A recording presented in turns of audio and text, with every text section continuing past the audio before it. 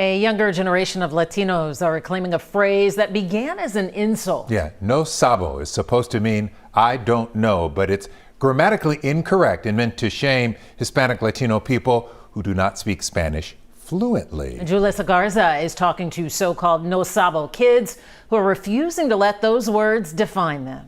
We kind of stick to our Nescafe for the most part. Siblings Julian and Elizabeth Huerta are 2 of 5. Despite being 15 years apart, these two are close.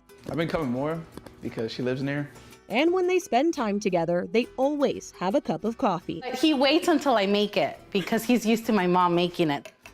Growing up in a Mexican household, it's not just the way they make their coffee that's stuck with them. Certain food on holidays. Not having a turkey, but really having mole, rice, tamales. Even language. Spanish was actually my first language. But unlike Elizabeth, Julian doesn't speak as much Spanish. Would you say that you are a no sabo kid? I say a little bit. I say you are. No sabo kid is a term that's been seen across social media platforms. It's a newer term that's been brought up within the last, I'd say 5-10 years. Experts say it's often used in a derogatory way. Identify, whatever language skills they have and to make them feel bad for that, to shame them for not knowing Spanish. Similar to Julian, Rory Ramirez is the youngest of his siblings with not the strongest Spanish-speaking skills. Do you identify as a no sabo kid? I would say so. I don't really know a lot of Spanish. I understand it better than I speak it. The term has often led young Latinos feeling the need to explain why they don't speak the language fluently or understand it that well.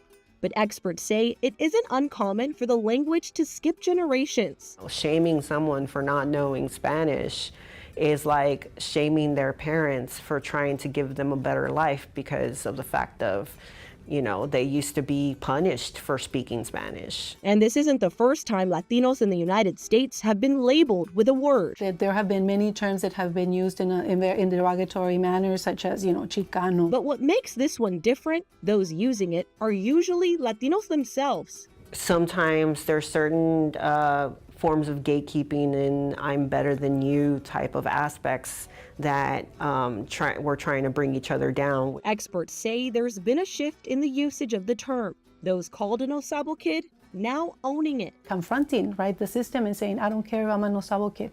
I'm still gonna do well, I have some language skills and that's all that matters. So at the end of the day, I think I'm still Latino no matter what. While the Spanish language is part of the Latino culture, experts say it doesn't define it. The culture is the same all around, but we all experience it differently. And that also includes the language. Meanwhile, Rory plans to practice his Spanish for himself and encourages others. I would do it for yourself because you want to learn Spanish and you want to know both English and Spanish. Pretty good, pretty good. Julian on the same page, maybe even with the help from his sister over their weekly cup of coffee. Growing up in a Mexican-American household speaking 2 languages, I never considered myself a no sabo kid, but I have felt shamed for forgetting a word or maybe conjugating one wrong, just like the term no sabo. But like Rory and Julian, I never let it define or measure how Latina I am. At the end of the day, it's all part of the rich American fabric. It absolutely is. That's my preaching for tonight. And so much of it is generational after all. Thank you, Julissa.